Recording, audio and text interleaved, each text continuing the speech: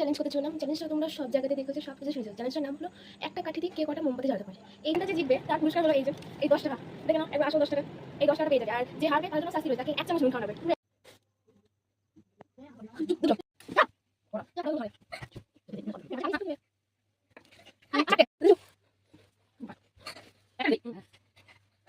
পাঁচটা।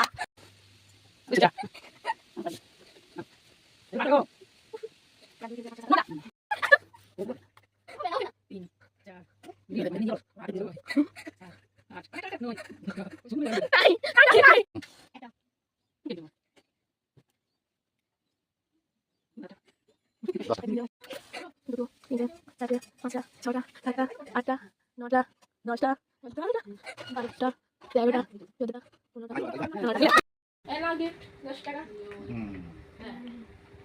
সো এ তো হেরে গেছে, চলে এতে নুন খাওয়ানো যাক। নুনের কোটো ফেলাই